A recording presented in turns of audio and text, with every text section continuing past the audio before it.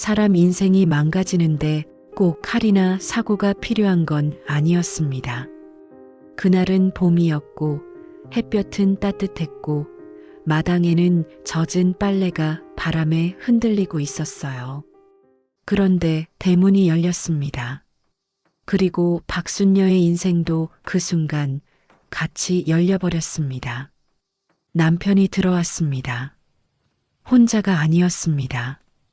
그의 품에는 갓난아기 하나가 안겨 있었습니다. 순녀는 말문이 막혔어요. 심장이 먼저 내려앉았습니다. 아무 말도 하기 전에 남편이 말했습니다. 내 아들이야. 설명도 없고 사과도 없고 선택권은 더더욱 없었습니다. 그 한마디로 박순녀는 아내가 아니라 아이를 대신 키워야 할 여자가 되었고 그날 이후 30년 동안 입을 다문 채 지옥을 살아야 했습니다. 하지만 남편도 그 아이도 아무도 몰랐습니다. 이날이 가장 큰 복수의 시작이었다는 걸. 마음사연 다락방에 오신 걸 환영합니다. 구독과 좋아요는 큰 힘이 됩니다. 이제 이야기 시작합니다. 일부 30년 전 그날 1993년 봄이었습니다. 박순녀는 마당에서 빨래를 널고 있었어요. 35살의 그녀는 결혼한 지 10년이 넘었지만 아이가 없었습니다. 병원에서는 남편 쪽 문제라고 했지만 시댁에서는 순녀 탓만 했죠. 애도 못 낳는 주제에 밥은 축내고 시어머니의 잔소리는 날마다 이어졌어요. 순녀는 대꾸하지 않았습니다. 그저 묵묵히 살림을 하고 남편을 뒷바라지했죠. 그날도 평범한 날이었어요. 점심을 준비하려고 부엌으로 들어가려는데 대문이 벌컥 열렸습니다. 남편 강철수였어요. 그런데 이상했어요. 손에 갓난아기를 안고 있었거든요. 이게 무슨... 순녀의 목소리가 떨렸습니다. 철수는 아기를 순녀 앞에 내밀었어요. 내 아들이야. 짧고 단호한 말이었습니다. 순녀는 그 말의 의미를 곧바로 알아챘어요. 남편이 바람을 피웠다는 것, 그리고 그 여자와의 사이에서 아이가 태어났다는 것. 당신 지금 키워. 철수는 순녀의 말을 자르고 냉정하게 명령했습니다. 내가 애를 못 낳으니까 내가 데려온 거야. 이제 이 애가 우리 아들이야. 호적에도 올릴 거고. 순녀는 입술을 깨물었어요. 눈물이 핑 돌았지만 참았습니다. 떨리는 손으로 아기를 받아 안았죠. 아기는 아직 100일도 안 된 듯 작고 여렸어요. 순녀의 품에 안긴 채 조용히 잠들어 있었습니다. 아무것도 모르는 순수한 얼굴이었죠. 그 여자는 어떻게 된 거예요? 순녀가 조심스럽게 물었습니다. 철수는 담배를 꺼내 물며 무심하게 대답했어요. 죽었어. 애 낳다가. 그 말에 순녀는 더 이상 아무 말도 하지 못했습니다. 복잡한 감정이 밀려왔어요. 배신감, 분노, 슬픔, 그리고 이상하게도 안도감까지. 아기는 순녀의 품에서 작은 손을 꿈틀거렸습니다. 그날 밤 순녀는 잠을 이룰 수가 없었어요. 옆방에서는 갓난아기의 울음소리가 들려왔습니다. 배가 고픈 거였죠. 순녀는 일어나 분유를 탔어요. 아기를 안아 올리고 젖병을 물렸습니다. 아기는 개걸스럽게 분유를 빨아먹었어요. 준우야. 철수가 지은 이름이었습니다. 강준우. 뜻도 물어보지 않았어요. 어차피 철수는 설명하지도 않았을 테니까요. 아기는 배를 채우고 나서야 울음을 그쳤습니다. 순녀는 아기를 토닥이며 재웠어요. 작은 손, 작은 발, 폭 파묻힌 얼굴. 모든 게 연약하고 무력했습니다. 순녀의 눈에서 눈물이 흘러내렸어요. 미안해, 준우야. 내 엄마가 돼줄 수 없어서. 하지만 아이는 아무것도 모른 채 곤히 잠들어 있었습니다. 다음 날 아침, 동네 친구 김 씨가 집으로 찾아왔어요.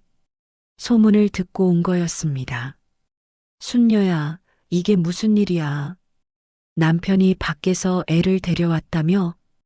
김 씨는 걱정스러운 얼굴로 물었습니다.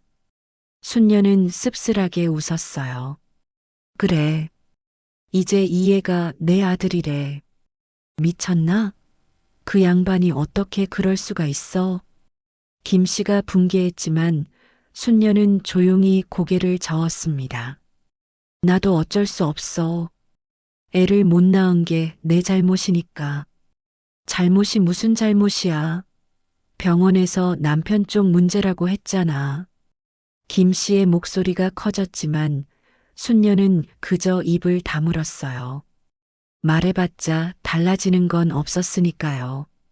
그날 오후 순녀는 동네 병원에 갔습니다. 준우의 건강검진을 위해서였어요. 의사는 아기를 진찰하고 나서 고개를 갸웃거렸습니다. 이상하네요. 뭐가요? 순녀가 조심스럽게 물었습니다. 의사는 차트를 보며 말했어요. 혈액형이요. 아버님이 O형이시죠? 네. 그런데 이 아기는 AB형이에요. 어머니는요? 저는 O형이에요. 의사는 잠시 멈칫했습니다. 그리고 조심스럽게 말했어요. 그럼 이 아이는 아버지 쪽 혈통이 아닐 수도 있는데요. 순녀의 심장이 쿵 내려앉았습니다. O형과 O형 사이에서는 AB형이 나올 수 없다는 건 상식이었어요. 준우가 철수의 친아들이 아니라는 뜻이었습니다. 확실해요? 순녀가 떨리는 목소리로 물었습니다. 의사는 고개를 끄덕였어요. 네. 생물학적으로 불가능합니다. 순녀는 아기를 안고 병원을 나왔어요. 머릿속이 복잡했습니다. 철수가 데려온 이 아이는 도대체 누구의 자식일까요? 그날 밤 순녀는 철수에게 물어볼까 고민했어요. 하지만 입을 열지 못했습니다. 만약 물어봤다가 철수가 화를 내면, 아니면 순녀를 의심하면, 결국 순녀는 침묵을 선택했습니다. 그리고 그 침묵은 30년간 이어졌어요. 준우는 순녀의 품에서 자랐습니다. 순녀는 준우에게 모든 걸 쏟아부었어요. 친아들이 아니어도 상관없었습니다. 아니, 오히려 친아들이 아니었기에 더 애틋했는지도 몰라요. 밤마다 깨서 우는 아이를 달래고 아파서 끙끙거리면 밤새 간호하고 첫걸음을 뗄 때는 함께 울었습니다. 철수는 그런 순녀를 보며 비웃었어요. 즉, 남의 자식한테 저렇게 목매니까 애를 못 낳지. 잔인한 말이었지만 순녀는 대꾸하지 않았습니다. 그저 준우를 더 꽉 안아줬을 뿐이었어요. 준우가 3살이 되던 해 순녀는 또 한 번 병원을 찾았습니다. 이번에는 혼자였어요. 의사에게 조용히 부탁했습니다. 유전자 검사를 하고 싶어요. 남편 몰래요. 의사는 순녀의 사정을 알고 있었기에 조용히 고개를 끄덕였어요. 철수의 머리카락과 준우의 머리카락을 받아 검사를 의뢰했습니다. 2주 후 결과가 나왔어요. 친자 관계 확률 0%입니다. 순녀는 그 검사지를 받아들고 한참을 멍하니 서 있었습니다. 예상했던 결과였지만 확인하고 나니 무게가 달랐어요. 준우는 철수의 아들이 아니었습니다. 그럼 철수는 왜 준우를 자기 아들이라고 데려온 걸까요? 그 여자는 도대체 누구였을까요? 순녀는 검사지를 조심스럽게 접어 서랍 깊숙이 넣었어요. 그리고 다시는 꺼내지 않았습니다.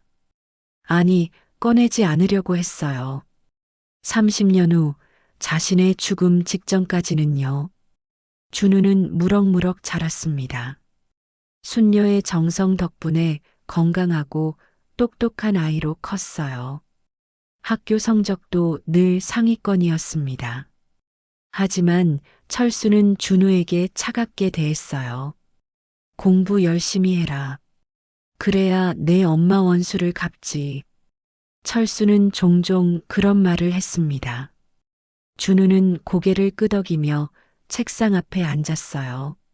내 엄마는 좋은 집안 딸이었어. 그런데 나 때문에 고생하다 죽었지. 그러니 너는 잘 돼야 해. 철수의 말에는 묘한 감정이 담겨 있었습니다. 죄책감 같기도 하고 집착 같기도 했어요. 순녀는 그 말들을 들으며 불안해졌습니다. 준우의 진짜 엄마가 누구인지 철수는 정말 모르는 걸까요? 중학교에 올라간 준우는 점점 변해갔어요. 공부는 잘했지만 성격은 차갑게 굳어갔습니다. 순녀 씨 밥. 준우는 순녀를 엄마라고 부르지 않았어요. 이름을 부르거나 아예 씨를 붙여 불렀습니다. 준우야, 엄마라고 불러줄 수 없니? 순녀가 조심스럽게 부탁했을 때 준우는 차갑게 대답했어요. 제 엄마는 돌아가셨잖아요. 순녀 씨는 그냥 아버지 아내일 뿐이에요. 그 말에 순녀는 가슴이 무너졌습니다. 하지만 티내지 않았어요. 그저 밥상을 차려주고 준우가 좋아하는 반찬을 만들어줬을 뿐이었습니다. 철수는 그런 준우를 보며 흐뭇해했어요. 그래, 내 엄마를 잊지 마라. 순녀 따위한테 정주지 마. 잔인한 말이었지만 철수는 웃으며 말했습니다. 순녀는 부엌에서 그 말을 듣고 눈물을 흘렸어요. 15년을 키웠는데 밤새 아파할 때 간호하고 학교 가면 걱정하고 밥 먹는 모습만 봐도 행복했는데 준우에게 순녀는 그저 아버지의 아내일 뿐이었습니다. 그날 밤 순녀는 서랍을 열었어요. 깊숙이 넣어뒀던 유전자 검사지를 꺼냈습니다. 친자관계 확률 0%. 순녀는 그 종이를 오래 바라봤어요. 그리고 다시 서랍에 넣었습니다. 아직은 때가 아니었어요. 준우가 다 자랄 때까지 순녀는 기다리기로 했습니다. 그게 순녀가 선택한 복수였는지 아니면 모성이었는지는 아무도 몰랐어요. 2부 박사가 된 아들. 2023년 봄이었습니다. 서울대학교 대강당은 졸업생들과 가족들로 가득 찼어요. 화려한 학위복을 입은 졸업생들이 무대 위로 올라가 학위를 받았습니다. 공학 박사 강준우. 사회자의 목소리가 울려 퍼졌어요. 준우는 당당하게 무대로 걸어갔습니다. 32살의 그는 서울대 공학 박사 학위를 받는 순간이었죠. 객석 맨 뒤편에 박순녀가 서 있었어요. 65살의 순녀는 낡은 검은색 바지에 회색 가디건을 걸친 채였습니다. 머리는 반백이 되어 있었고 손등에는 세월의 주름이 깊게 패여 있었어요. 준우는 무대에서 학위증을 받고 객석을 둘러봤습니다. 시선은 맨 앞줄에 앉은 철수에게로 향했어요. 아버지. 준우가 환하게 웃으며 손을 흔들었습니다. 철수는 고개를 끄덕이며 박수를 쳤어요. 하지만 준우의 시선은 뒤편의 순녀에게는 한 번도 가지 않았습니다. 순녀는 그저 멀리서 조용히 박수만 쳤어요. 눈가에 눈물이 맺혔지만 닦지 않았습니다. 졸업식이 끝나고 사진 촬영 시간이었어요. 준우는 학위복을 입은 채 철수와 함께 사진을 찍었습니다. 축하한다, 준우야. 감사합니다, 아버지. 아버지 덕분입니다. 철수는 흐뭇한 얼굴로 준우의 어깨를 두드렸어요. 30년을 키워온 보람이 있다는 표정이었습니다. 순녀가 조심스럽게 다가갔어요. 준우야, 나도 같이 사진 한 장. 됐어요. 준우는 순녀의 말을 자르고 차갑게 돌아섰습니다. 오늘 정신없어서요. 교수님들도 기다리시고. 그래도 한 장만. 순녀 씨, 나중에요. 순녀는 더 이상 말하지 못했습니다. 그저 멀찍이 서서 준우가 다른 사람들과 사진 찍는 모습을 바라봤을 뿐이었어요. 졸업식 축하 자리가 마련됐습니다. 준우가 예약한 고급 한정식 집이었어요. 이야, 준우, 너 이제 박사네. 정말 대단하다. 친척들이 모여 준우를 축하했습니다. 준우는 자랑스러운 얼굴로 학위증을 보여줬어요. 이제 대기업 연구소 들어가기로 했어요. 연봉도 괜찮고요. 역시 우리 준우는 달라. 아버지 닮아서 머리가 좋아. 친척 중 한 명이 철수를 보며 말했습니다. 철수는 만족스럽게 웃었어요. 순녀는 식탁 한 구석에 조용히 앉아 있었습니다. 아무도 순녀에게 말을 거는 사람이 없었어요. 순녀는 그저 물 한 잔을 마시며 시간을 보냈습니다. 식사가 끝날 무렵 준우가 자리에서 일어났어요. 다들 감사합니다. 오늘 이렇게 축하해 주셔서. 준우는 철수에게 정중히 인사했습니다. 아버지, 저 이제 출근 준비해야 해서 먼저 가볼게요. 그래, 조심해서 가거라. 준우는 가방을 챙기고 식당을 나갔어요. 순녀에게는 인사 한마디 없었습니다. 순녀는 준우의 뒷모습을 바라봤어요. 저렇게 훌륭하게 자란 아이를 32년 동안 키웠는데 이별 인사조차 받지 못하는 게 순녀의 현실이었습니다. 집으로 돌아오는 길, 순녀는 버스에 앉아 창밖을 바라봤어요. 서울의 화려한 빌딩들이 스쳐 지나갔습니다. 준우는 이제 저 세상 사람이 됐구나. 순녀는 작게 중얼거렸습니다. 박사학위에 대기업 연구원. 순녀 같은 무학의 시골 여자와는 다른 세상에 사는 사람이 된 거였어요. 집에 도착하니 철수가 먼저 와 있었습니다.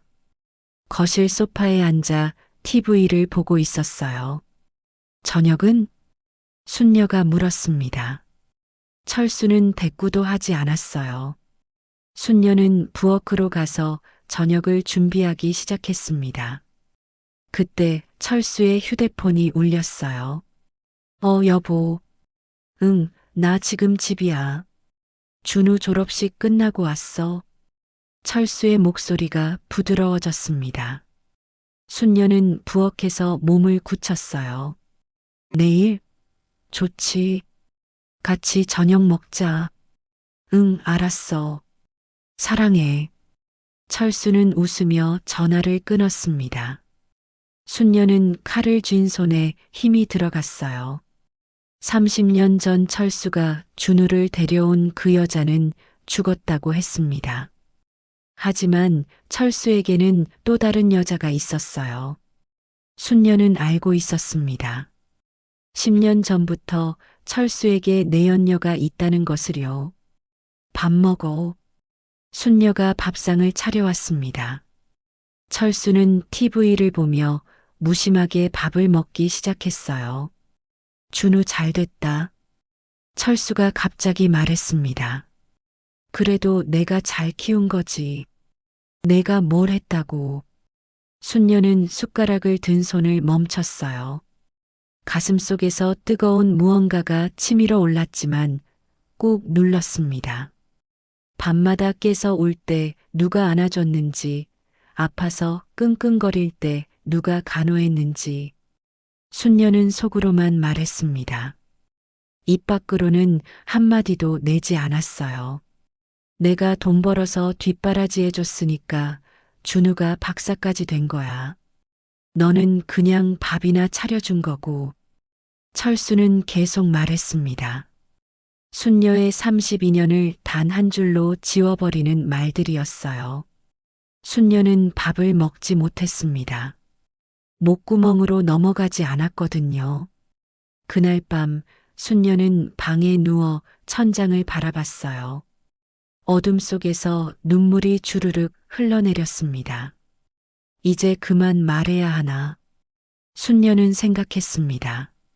30년간 감춰왔던 진실을 이제는 말해야 할 때가 온 걸까요? 아니었습니다. 순녀는 고개를 저었어요. 아직 아니야. 아직은. 순녀에게는 계획이 있었습니다. 30년 전부터 조금씩 준비해온 것들이요. 다음 날 아침 순녀는 일찍 일어났어요. 시장에 가서 장을 봤습니다. 준우가 좋아하는 반찬 재료들을 샀어요. 순녀야, 오늘 준우 졸업식이었다며? 시장 아주머니가 물었습니다. 순녀는 씁쓸하게 웃었어요. 응, 박사 됐어.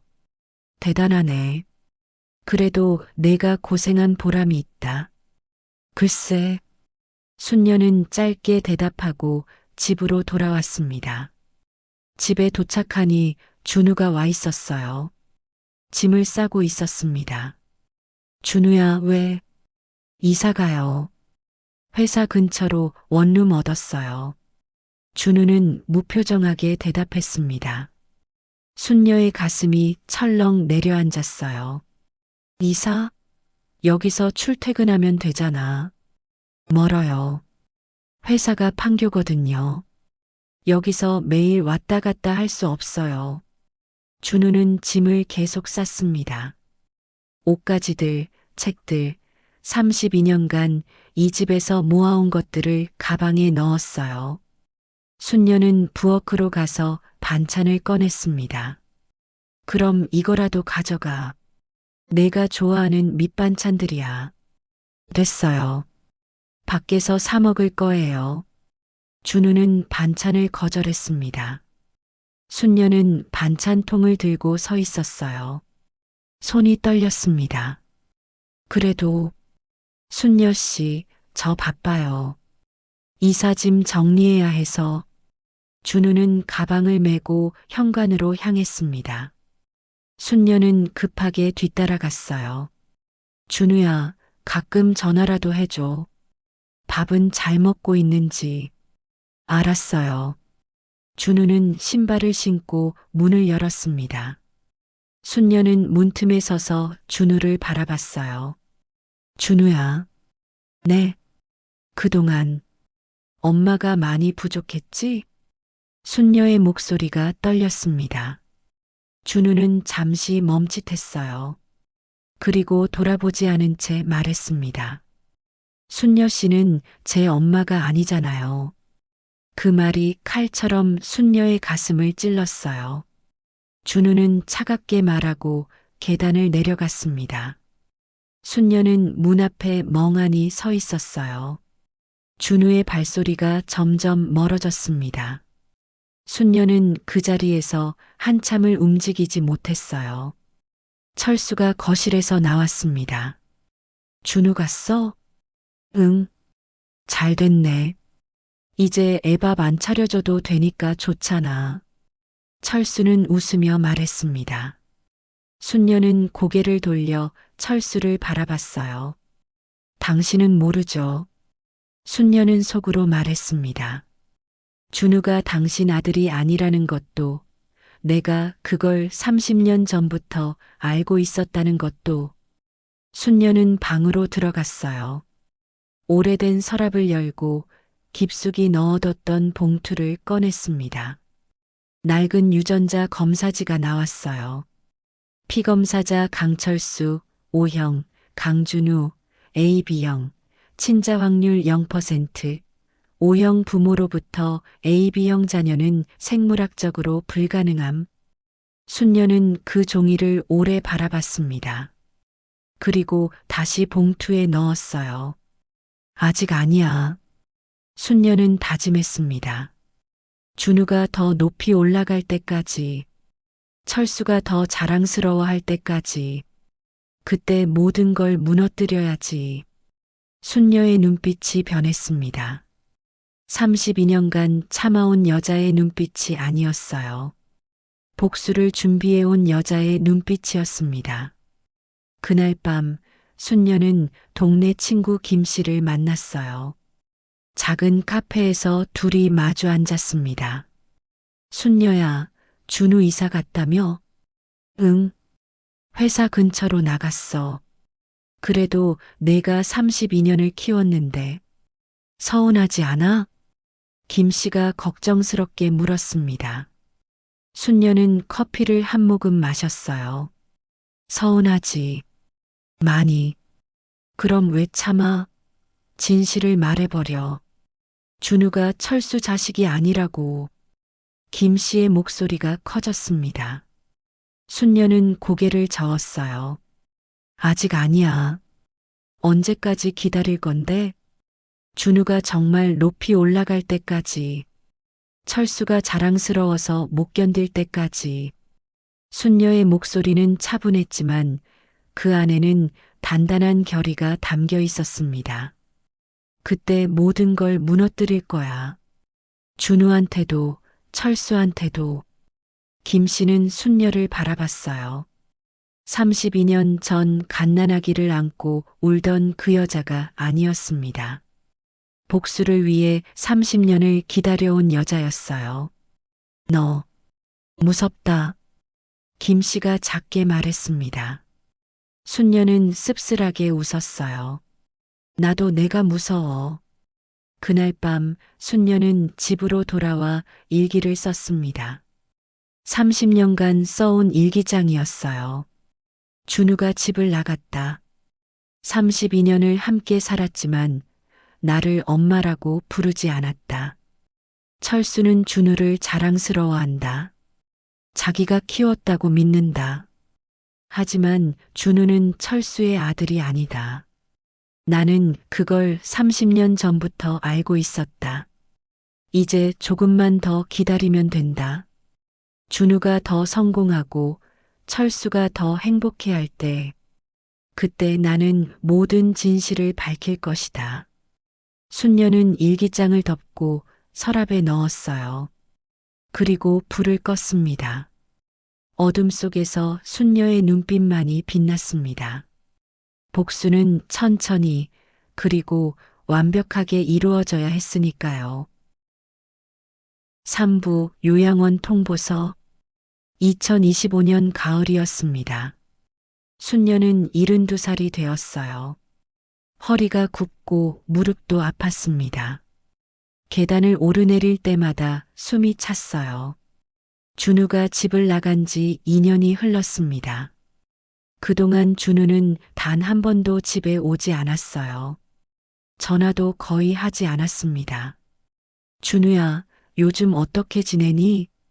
순녀가 가끔 전화를 걸면 준우는 짧게 대답했어요. 바빠요. 프로젝트 중이라서. 밥은 잘 먹고. 네, 끊을게요. 뚝 전화가 끊어졌습니다. 순녀는 핸드폰을 내려다보며 한숨을 쉬었어요. 철수는 더 심해졌습니다. 밥이 왜 이래? 맛없어. 반찬 가짓수가 왜 이렇게 적어? 매일같이 트집을 잡았어요. 순녀는 묵묵히 참았습니다. 30년을 참아왔는데 2년쯤이야 문제 없었죠.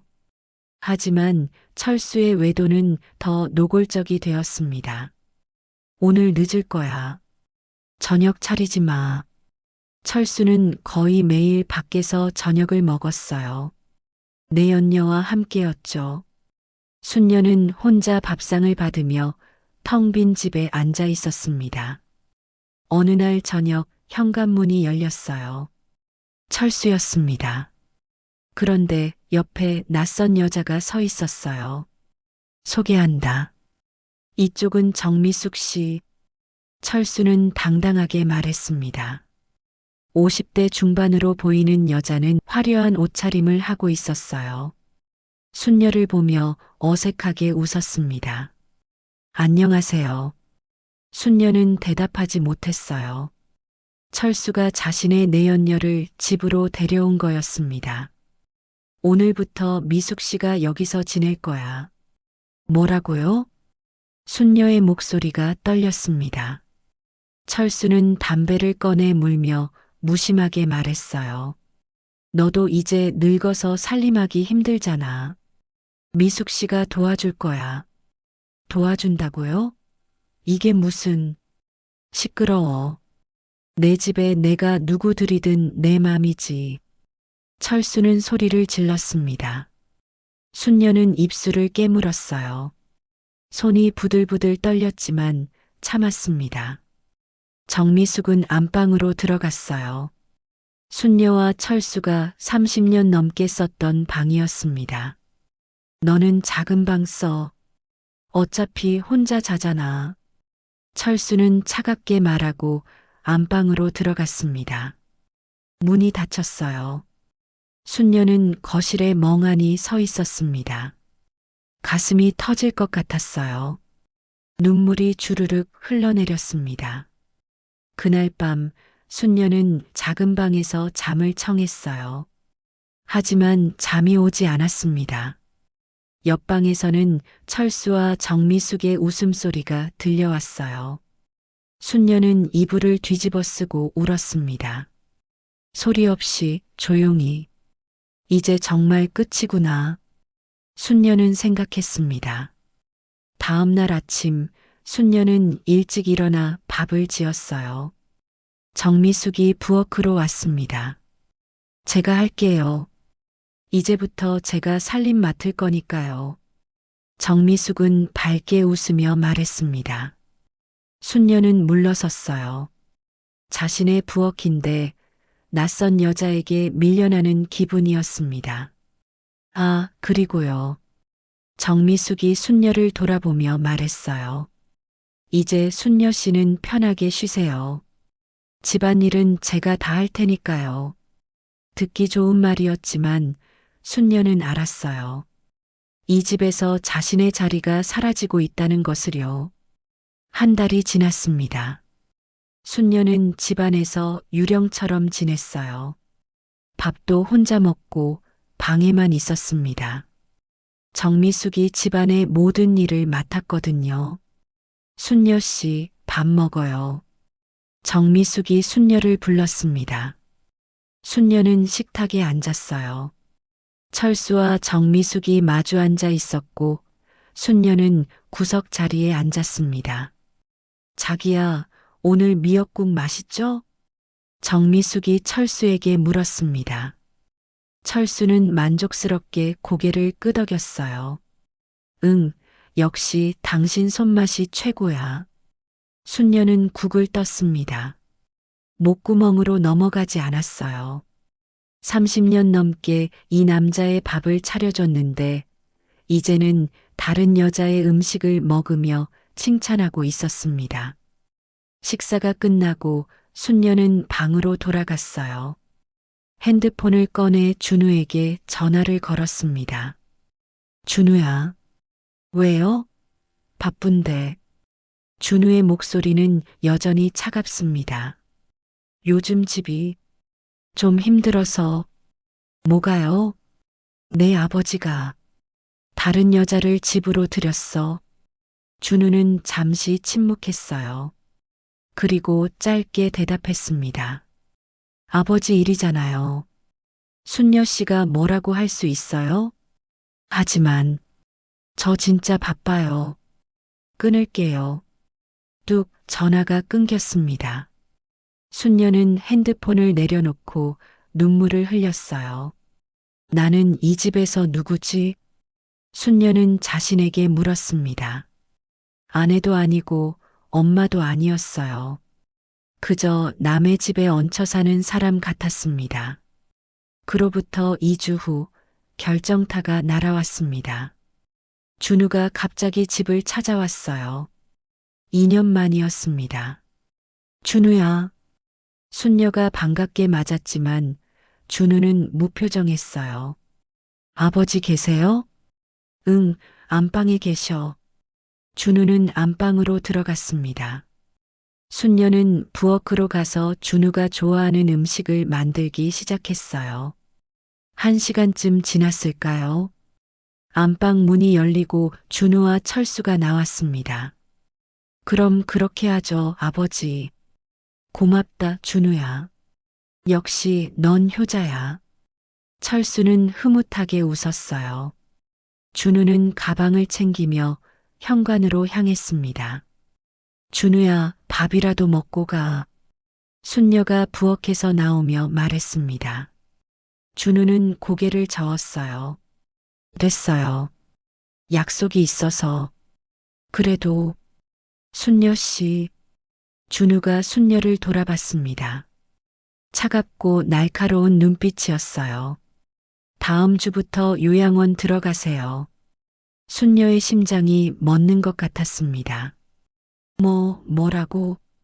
아버지랑 상의했어요. 순녀 씨 나이도 있고 혼자 계시기 힘드실 것 같아서요. 나는 괜찮아. 여기 있을 수 있어. 순녀의 목소리가 떨렸습니다. 준우는 무표정하게 말을 이었어요. 아버지도 이제 새로운 삶을 사실 거예요. 미숙 씨와 함께요. 순녀 씨가 여기 계시면 불편하시잖아요. 내가 불편하다고? 네. 그러니까 요양원이 서로에게 좋을 것 같아요. 준우는 차갑게 말하고 신발을 신었습니다. 다음 주 월요일에 제가 모시러 올게요. 짐은 미리 싸두세요. 준우야, 제발. 순녀가 준우의 팔을 잡았습니다. 하지만 준우는 순녀의 손을 뿌리쳤어요. 손 떼세요. 준우의 목소리는 얼음장 같았습니다. 순녀 씨는 제 진짜 엄마가 아니잖아요. 그동안 아버지 부인으로 살게 해드린 것만도 감사하게 생각하세요. 그 말이 칼처럼 순녀의 가슴을 찔렀어요. 순녀는 그 자리에 주저앉았습니다. 준우는 문을 열고 나갔습니다. 철수가 거실에서 나와 순녀를 내려다봤어요. 일어나. 보기 흉하게. 당신, 어떻게 이럴 수 있어요? 순녀가 떨리는 목소리로 물었습니다. 철수는 비웃었어요. 이럴 수 있냐고? 나는 원래 이런 사람이야. 내가 몰랐던 거지. 32년을 같이 살았는데. 그래서 그게 뭐 대단해? 넌 그냥 내 집에서 밥이나 해준 사람이야. 철수는 잔인하게 말하고 안방으로 들어갔습니다. 문이 쿵 닫혔어요. 순녀는 현관 바닥에 주저앉아 울었습니다. 소리내어 억눌렀던 모든 것을 쏟아내며 울었어요. 이렇게 끝나는 거구나. 순녀는 생각했습니다. 그날 밤 순녀는 김 씨에게 전화를 걸었어요. 김 씨야, 나 요양원 간대. 무슨 소리야? 김 씨가 놀라 소리쳤습니다. 순녀는 모든 이야기를 털어놓았어요. 준우가 직접 와서 통보했어. 다음 주에 요양원 들어가래. 미친놈들. 32년을 키워줬는데 어떻게 그럴 수가 있어? 김 씨는 분노했지만 순녀는 오히려 차분했어요. 괜찮아. 이제 때가 됐나 봐. 때? 무슨 때? 내가 준비한 거 있잖아.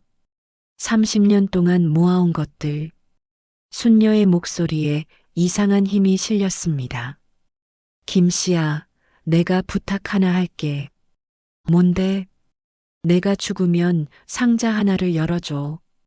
그 안에 모든 진실이 들어있어 김 씨는 전화기 너머로 순녀의 변화를 느꼈어요. 순녀야, 너 무슨 생각하는 거야? 복수? 30년 동안 참아온 복수? 순녀는 조용히 말했습니다. 그날 밤 순녀는 오래된 서랍을 열었어요. 30년 동안 모아온 것들이 나왔습니다. 유전자 검사지, 준우가 철수의 친자식이 아니라는 증거, 그리고 또 하나, 낡은 편지 한 통이 나왔어요.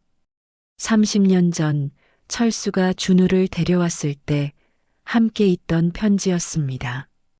순녀는 몰래 그것을 가져다 보관해 왔어요.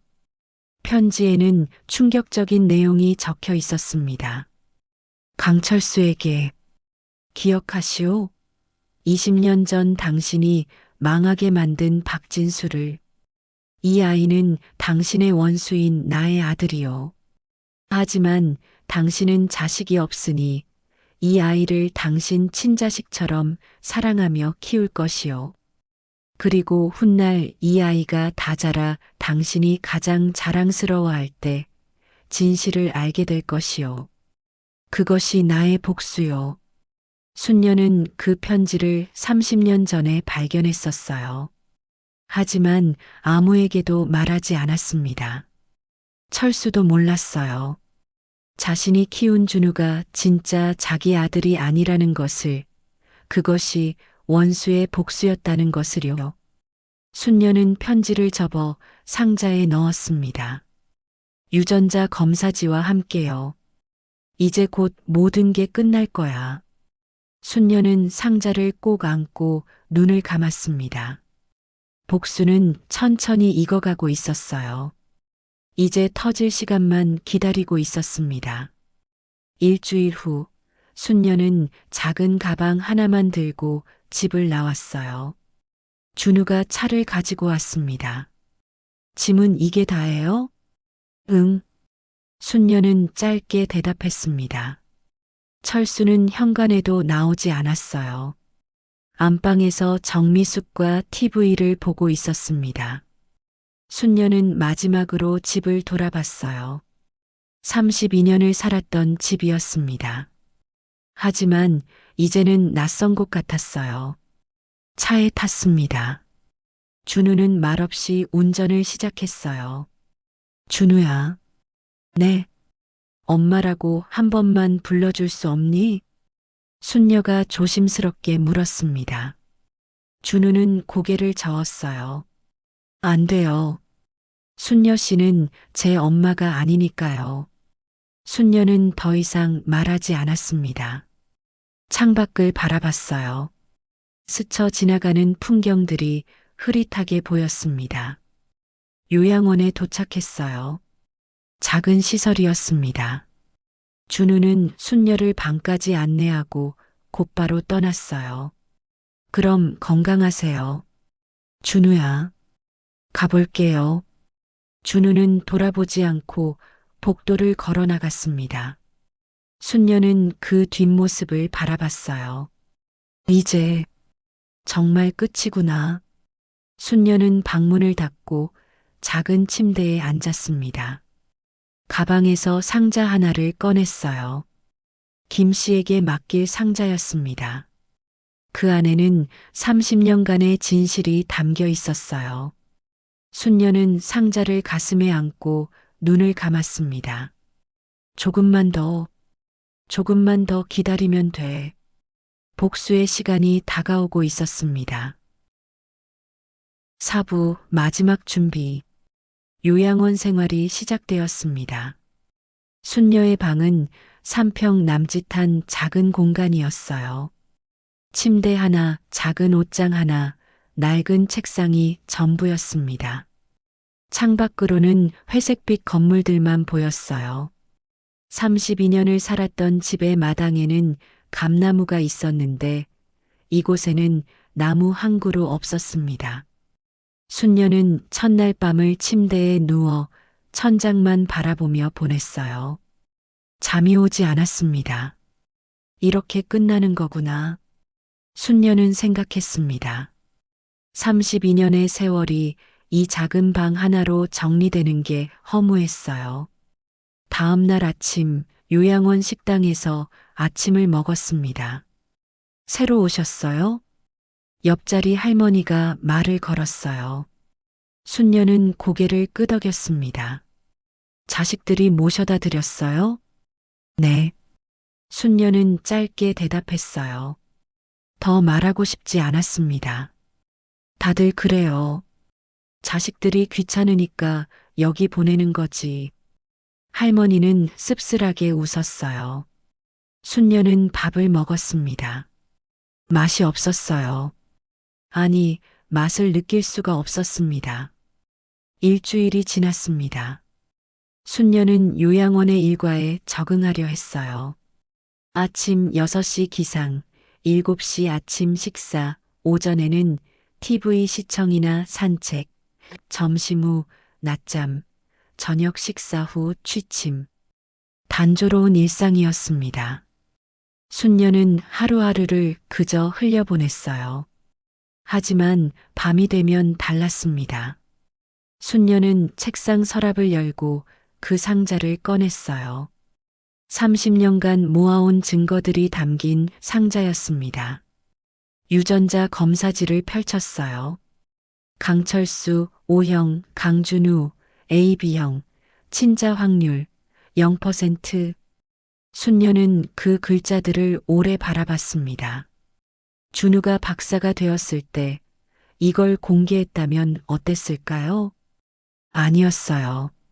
순녀는 고개를 저었습니다. 그때는 아니었어. 준우가 더 높이 올라가야 해. 철수가 더 자랑스러워해야 해. 순녀는 편지도 꺼냈어요. 30년 전 발견했던 그 편지. 순녀는 편지를 읽고 또 읽었습니다. 박진수. 순녀도 그 이름을 기억했어요. 철수가 사업을 시작할 때 동업자였던 사람이었습니다. 철수는 박진수를 배신하고 그의 돈을 가로챘어요. 박진수는 파산했고 얼마 후 스스로 목숨을 끊었다는 소문을 들었습니다. 그리고 그로부터 1년 후 철수가 갓난아기를 안고 집에 왔었죠. 박진수는 죽기 전에 복수를 계획했던 거야. 순녀는 깨달았습니다. 자기 아들을 철수에게 보내 철수가 친자식처럼 사랑하며 키우게 만들고 그 아이가 성공했을 때 진실을 밝혀 철수를 무너뜨리려 했던 거예요. 하지만 박진수는 죽었고 편지는 순녀가 발견했습니다. 나는 30년 동안 이 비밀을 지켰어. 순녀는 생각했습니다. 준우를 키우면서 철수를 속이면서 나만의 복수를 준비했지. 순녀는 상자를 다시 서랍에 넣었어요. 그리고 노트 한 권을 꺼냈습니다.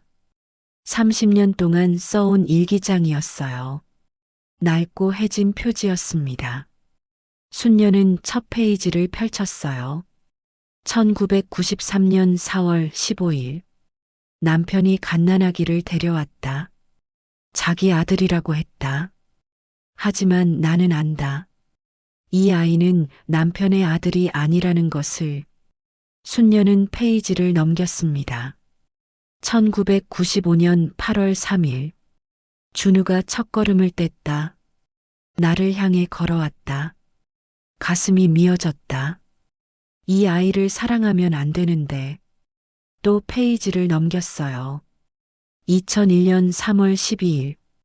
준우가 중학교에 입학했다. 성적이 좋다. 철수는 자랑스러워한다. 나는 이제 알았다. 이것이 나의 복수가 될 것이라는 것을. 순녀는 마지막 페이지를 펼쳤습니다. 일주일 전에 쓴 글이었어요. 2025년 10월 20일. 오늘 요양원에 왔다. 준우가 나를 버렸다. 철수도 나를 버렸다. 이제 때가 됐다. 나의 복수를 완성할 시간이. 순녀는 펜을 들었어요. 그리고 마지막 문장을 썼습니다. 김 씨에게 상자를 맡길 것이다. 내가 죽은 후 모든 진실이 밝혀질 것이다. 순녀는 일기장을 덮었습니다. 그리고 깊은 한숨을 쉬었어요. 다음 날 순녀는 김 씨에게 전화를 걸었습니다. 김 씨야, 나야. 순녀야, 요양원 생활은 어때? 김 씨의 목소리는 걱정으로 가득했어요. 순녀는 씁쓸하게 웃었습니다.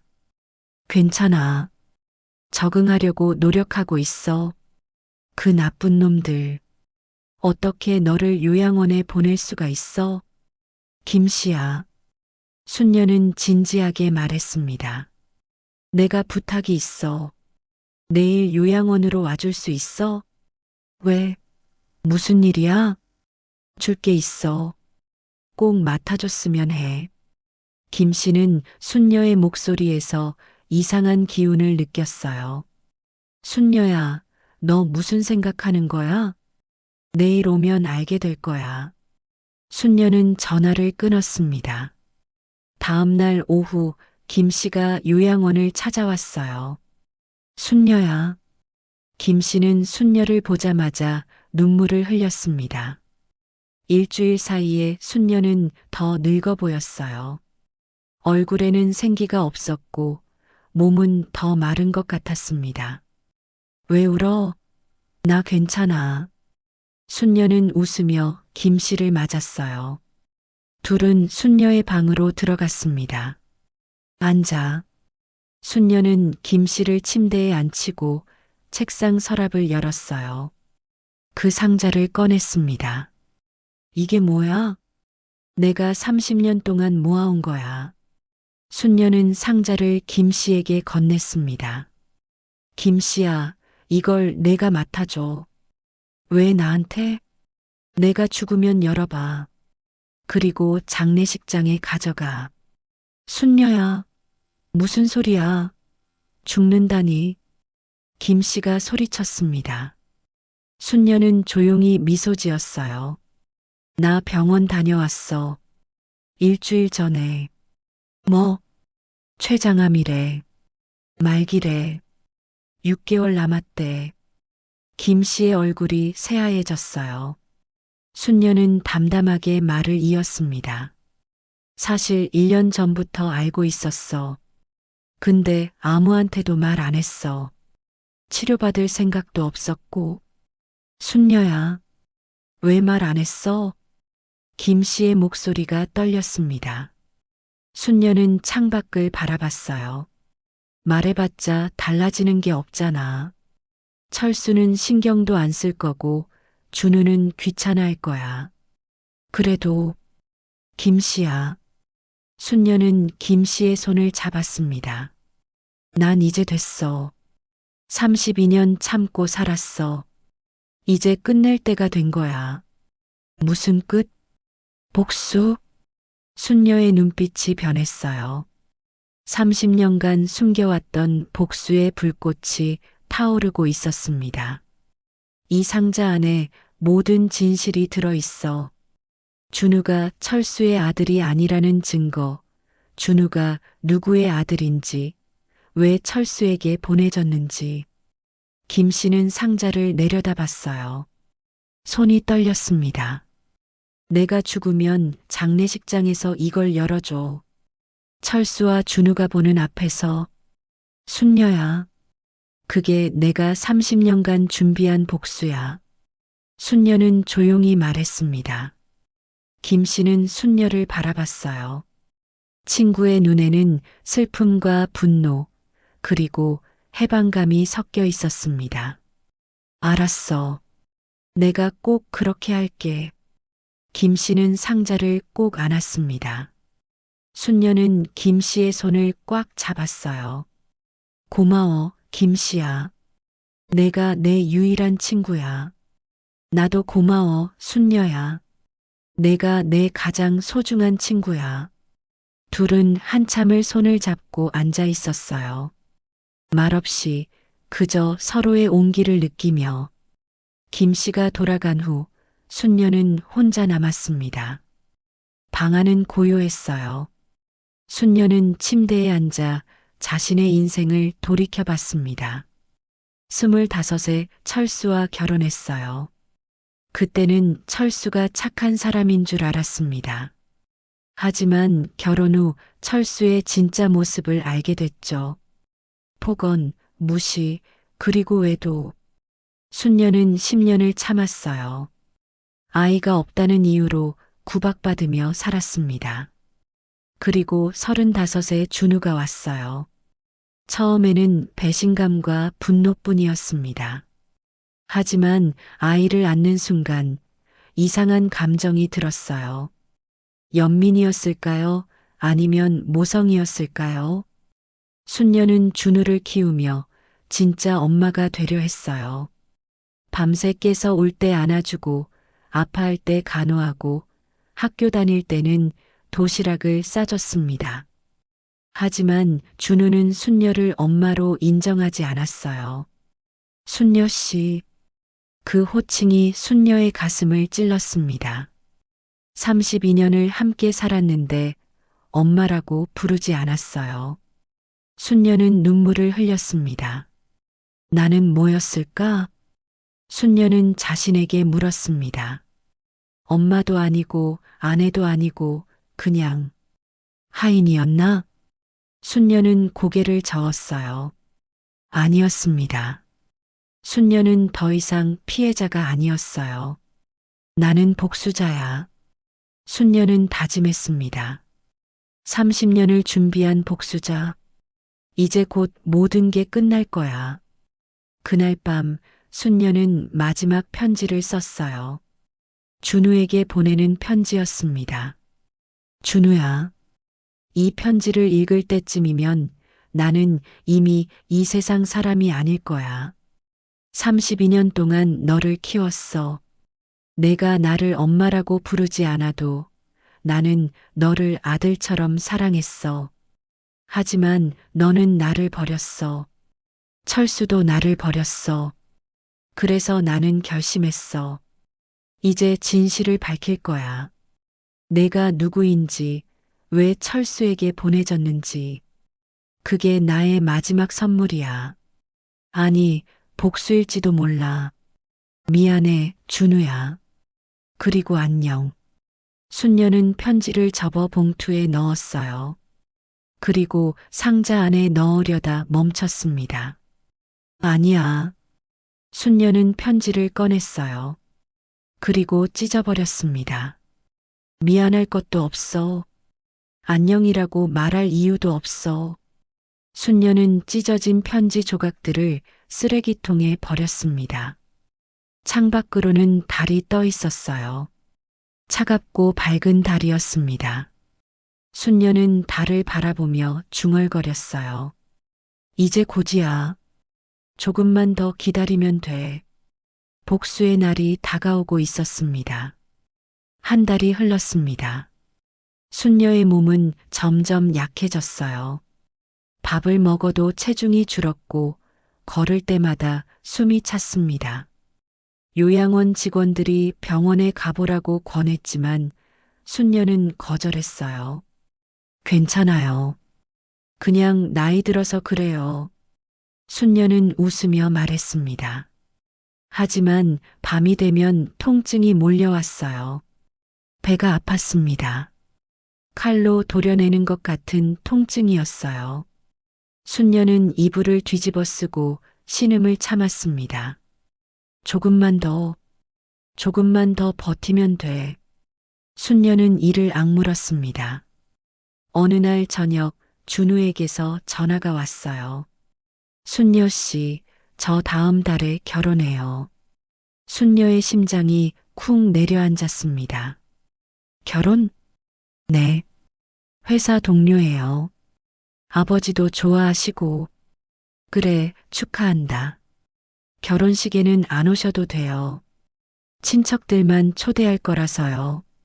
준우는 차갑게 말했습니다. 순녀는 전화기를 꽉 쥐었어요. 알았어. 전화가 끊어졌습니다. 순녀는 핸드폰을 내려놓고 눈물을 흘렸어요. 결혼식에도 부르지 않는구나. 순녀는 생각했습니다. 32년을 키웠는데 결혼식에도. 순녀는 가슴을 움켜쥐었어요.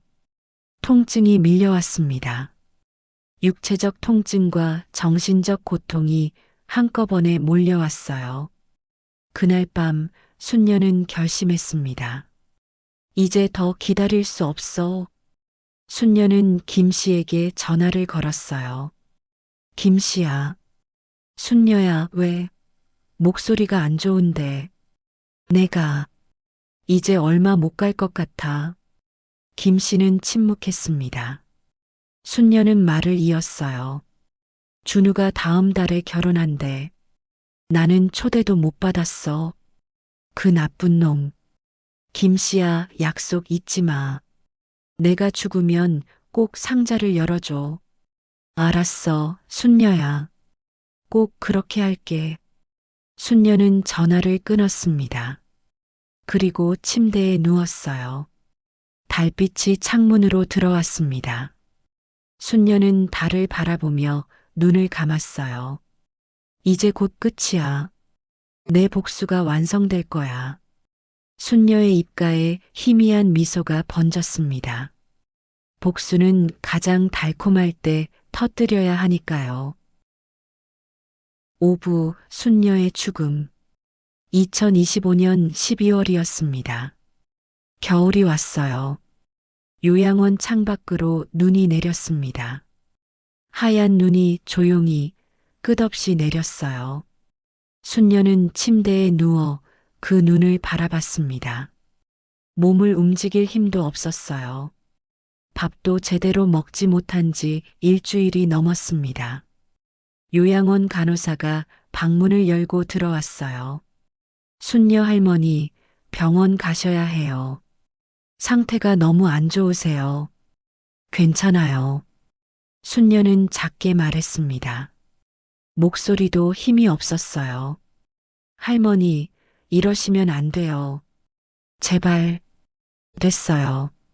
그냥 여기서 조용히 있고 싶어요. 순녀는 고개를 저었습니다. 간호사는 안타까운 얼굴로 물러났어요. 순녀는 다시 창밖을 바라봤습니다. 눈이 계속 내렸어요. 세상이 하얗게 덮여가고 있었습니다. 아름답네. 순녀는 생각했습니다. 마지막으로 보는 풍경이 이렇게 아름다울 줄은 몰랐어. 순녀는 핸드폰을 집어들었어요. 떨리는 손으로 준우의 번호를 찾았습니다. 전화를 걸까 말까 고민했어요. 마지막으로 목소리라도 듣고 싶었습니다. 하지만 순녀는 핸드폰을 내려놓았어요. 아니야. 지금 전화하면 안 돼. 순녀는 생각했습니다. 준우는 결혼 준비로 바쁠 거야. 내가 죽어간다고 말하면 귀찮아할 거야. 순녀는 씁쓸하게 웃었어요. 32년을 함께 살았는데 죽을 때도 혼자였습니다.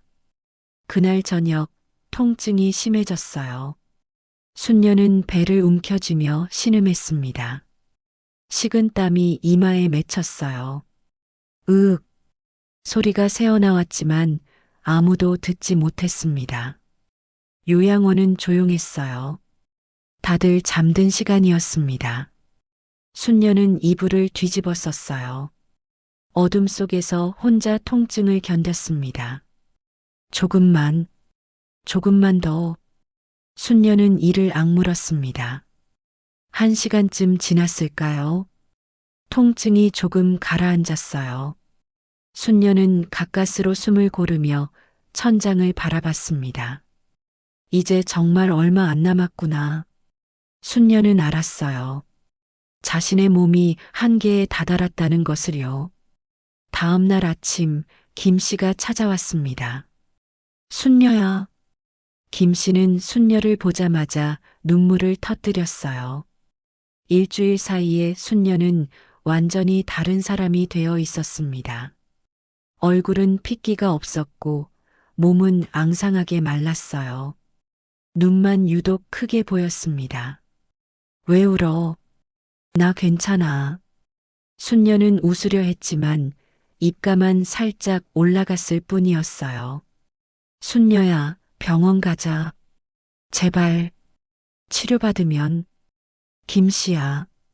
순녀는 김씨의 손을 잡았습니다. 뼈만 앙상한 손이었어요. 나 이제 됐어. 치료받고 싶지 않아. 왜, 왜 포기해? 포기가 아니야. 순녀는 조용히 말했습니다. 선택이야. 나는 이렇게 끝내고 싶어. 김 씨는 순녀의 손을 꽉 잡고 울었어요. 순녀는 김 씨의 머리를 쓰다듬어 줬습니다.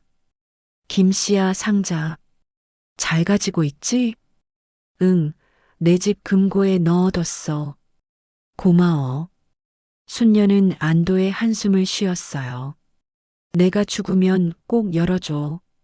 장례식장에서 철수와 준우가 보는 앞에서. 알았어. 꼭 그렇게 할게. 그리고 순녀는 말을 이었습니다. 내 장례식 초라할 거야. 아무도 안 올 거야. 순녀야, 괜찮아. 나는 그게 더 좋아. 그래야 내 복수가 더 빛나니까. 순녀의 눈빛에는 이상한 광채가 있었어요. 죽어가는 사람의 눈이 아니었습니다. 복수를 완성하려는 사람의 눈이었어요. 김 씨는 한참을 순녀 곁에 앉아 있었습니다.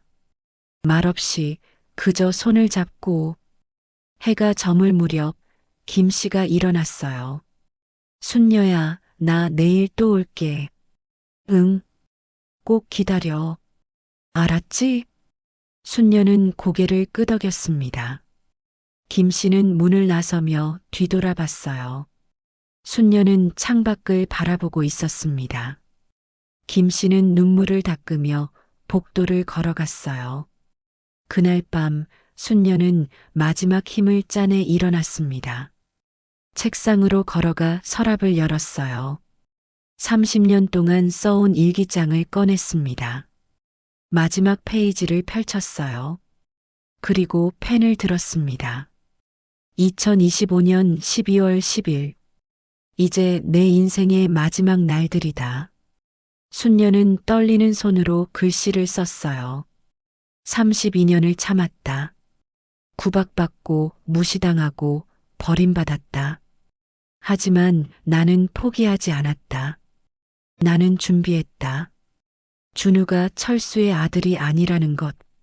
준우가 철수의 원수가 보낸 복수의 도구라는 것. 나는 이 모든 걸 알고 있었다.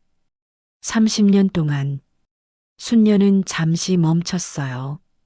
눈물이 떨어져 종이를 적셨습니다. 준우야, 나는 너를 사랑했어. 진심으로. 내가 나를 엄마라고 부르지 않아도 나는 너를 아들처럼 키웠어. 하지만 너는 나를 버렸어. 철수도 나를 버렸어. 그래서 나는 결심했어. 너희에게 진실을 보여주기로. 순녀는 마지막 문장을 썼습니다. 이것이 나의 복수다. 30년을 기다린 복수. 순녀는 펜을 내려놓았어요. 그리고 일기장을 덮었습니다. 침대로 돌아와 누웠어요. 숨을 쉬는 것조차 힘들었습니다. 창밖으로는 여전히 눈이 내리고 있었어요. 순녀는 그 눈을 바라보며 눈을 감았습니다. 이제 곧이야. 사흘이 지났습니다. 2025년 12월 13일 새벽 4시. 순녀는 침대에 누워 있었어요. 숨소리가 점점 약해지고 있었습니다. 간호사가 순녀의 상태를 확인하려 들어왔어요. 할머니? 대답이 없었습니다. 간호사는 급히 다가가 맥박을 확인했어요. 맥박이 거의 느껴지지 않았습니다. 할머니, 할머니. 간호사가 소리쳤지만 순녀는 눈을 뜨지 않았어요. 응급실, 빨리. 간호사가 다른 직원을 불렀습니다. 하지만 이미 늦었어요. 순녀는 조용히 숨을 거두었습니다. 창밖으로는 첫 눈빛이 비치기 시작했어요. 새벽이었습니다. 순녀의 얼굴은 평온했어요. 고통스러운 표정이 아니었습니다. 오히려 만족스러워 보였어요. 입가에는 희미한 미소가 남아 있었습니다. 마치 무언가를 완성한 사람의 미소 같았어요. 요양원에서는 급하게 연락처를 찾았습니다. 순녀의 보호자는 강철수와 강준우로 되어 있었어요. 여보세요, 강철수 씨 맞으십니까? 누군데요, 새벽에? 철수의 짜증 섞인 목소리가 들렸습니다. 박순녀 할머니께서 오늘 새벽에 돌아가셨습니다. 뭐? 철수는 잠시 침묵했어요. 그리고 짧게 대답했습니다. 알겠습니다. 전화가 끊어졌습니다. 요양원 직원은 준우에게도 연락했어요. 강준우 씨 맞으십니까? 네, 무슨 일이세요? 박순녀 할머니께서 오늘 새벽에 돌아가셨습니다. 준우는 잠시 말이 없었어요. 그리고 무덤덤하게 대답했습니다. 알겠습니다. 장례 절차는 어떻게 되나요? 유족분들께서 오셔서 네, 알겠습니다.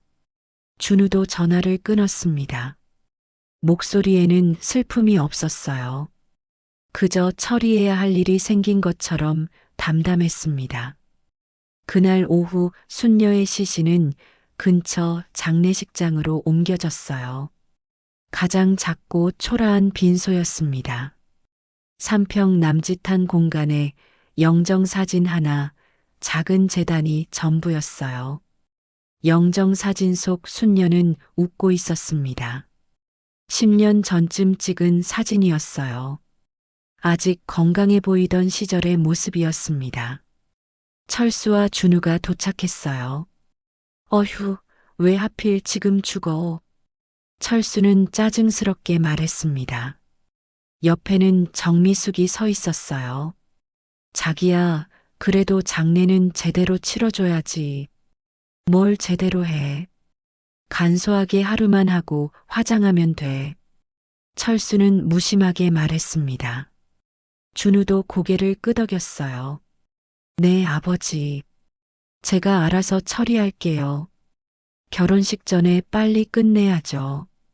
그래, 내 결혼식에 누 끼칠까봐 걱정이었는데 다행이네. 철수와 준우는 담담하게 대화를 나눴어요. 순녀의 죽음 앞에서도 그들은 냉정했습니다. 빈소 앞에는 조문객이 없었어요.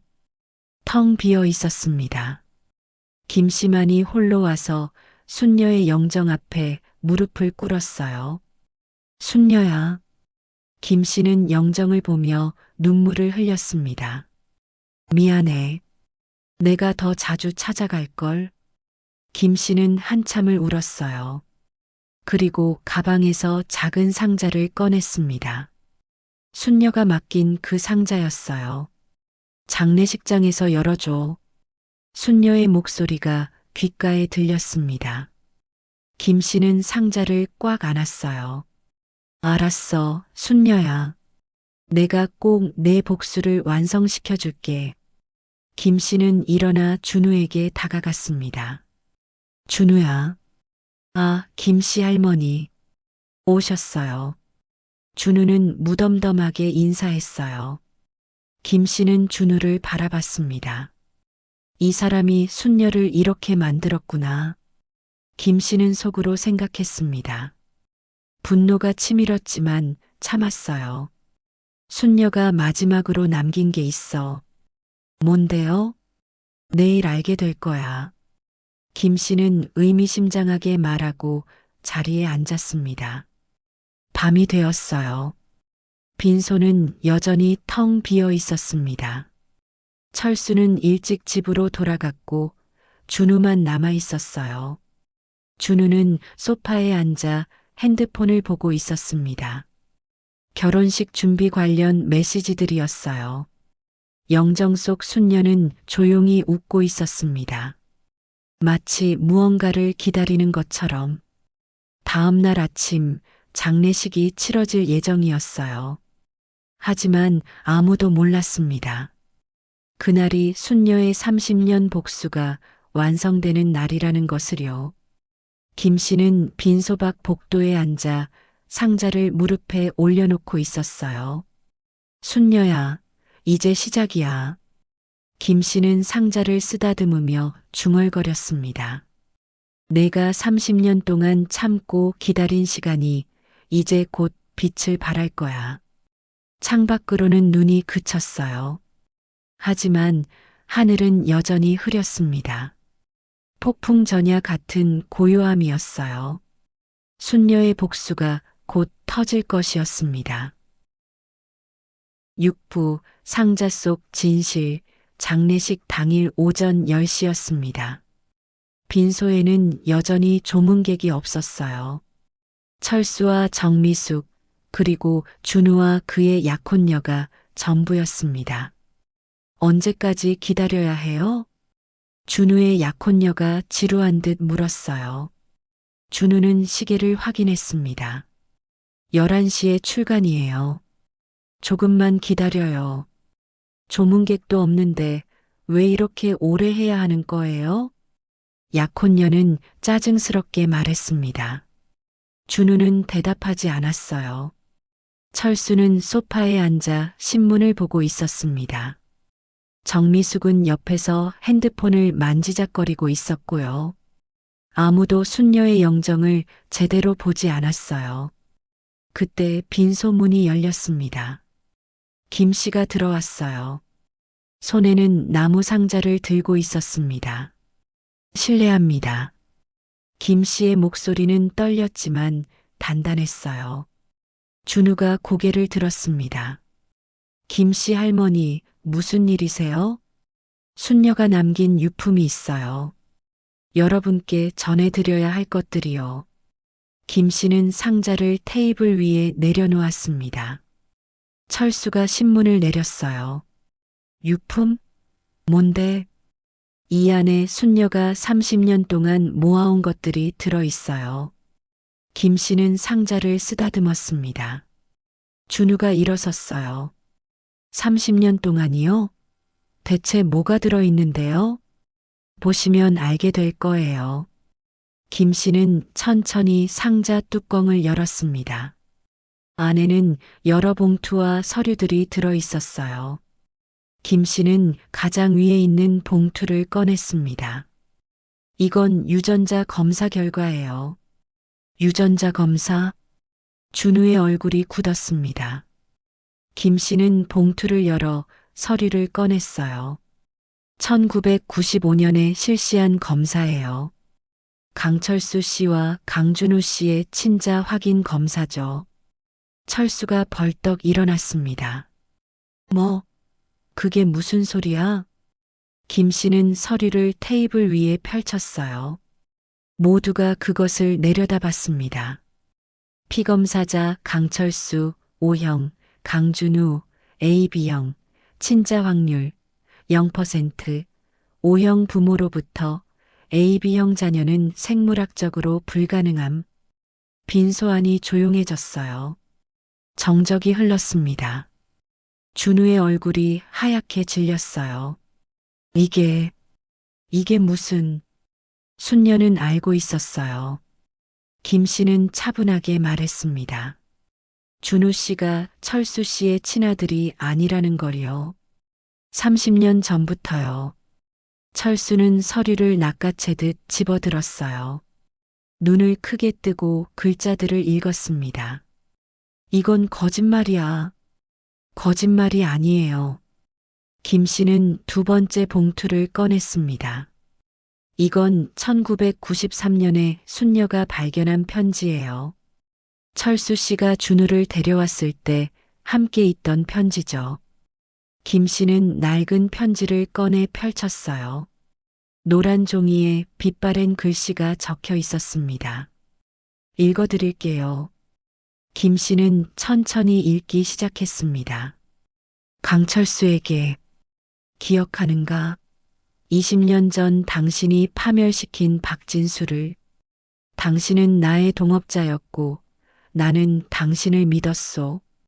철수의 얼굴이 일그러졌어요. 당신은 나를 배신하고 내 돈을 가로챘소.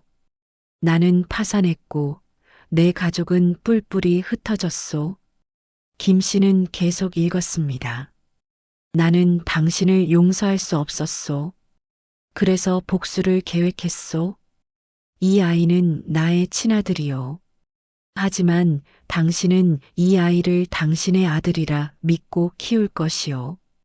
준우는 뒤로 물러섰어요. 다리에 힘이 풀린 듯 비틀거렸습니다. 당신은 자식이 없소. 그러니 이 아이를 금지옥엽으로 키울 것이요. 그리고 이 아이가 다 자라 당신이 가장 자랑스러워할 때 진실을 알게 될 것이요. 그때 당신은 알게 되리라. 당신이 평생 사랑한 아들이 당신의 원수의 핏줄이었다는 것을. 그것이 나의 복수요. 박진수. 김 씨는 편지를 내려놓았습니다. 빈손은 죽음보다 더 고요했어요.